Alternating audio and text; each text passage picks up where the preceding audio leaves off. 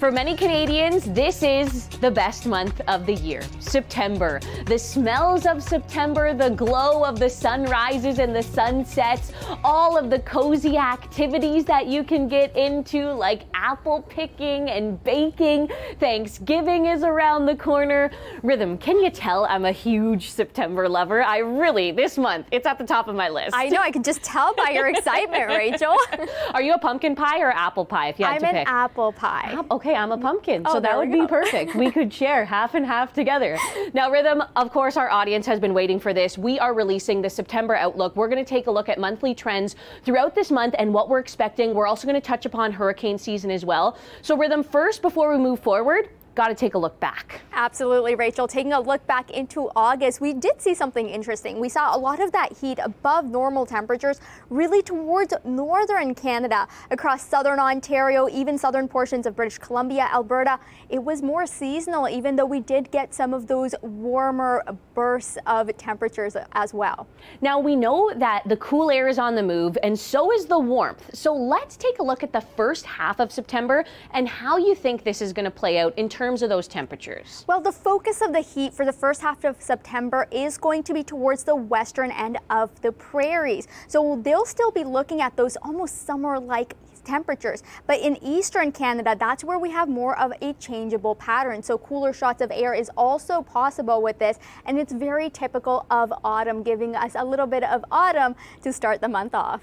Okay, and I think I like that fresh feel, especially as the kids go back to school. In the west, you're still going to be wearing the shorts, maybe sweating a bit, but we know that kind of weather will come to an end. So what's the trigger? What's the sign that will cool down the prairies? Well, across the west, what we'll see as we head towards the mid and late half, that's when we're going to see a lot of that ridging push a little bit further towards the east. The focus of the heat will still technically be right across the prairies, and that's what's also going to be triggering a drier to more normal precipitation pattern for the prairies. But the one thing that we have to watch out for is troughing, especially for the BC South Coast. That may lead to more of a seasonal amount of precipitation for the south coast of BC, but even nudging into Alberta. So the troughing that's going to come down from Alaska, that's what we're going to have to watch. Okay, now let's focus in on eastern Canada. We know the second half of the month is likely to be quite changeable through this region of the country. And that's going to be all thanks to how the ridge sets up. Like I mentioned, we're going to be looking at that heat transferring further towards the east. We will see those warm temperatures that are more like late summer rather than midsummer. So it's not completely over in terms of how warm it's going to get, but we'll still be looking at possibly cooler shots of air pushing across northern parts of Quebec as well as Ontario. So it is not completely going to be like summer, but definitely trending slightly warmer. Okay, for any of those September brides who are hoping for a warm day, it looks like we could get there across September.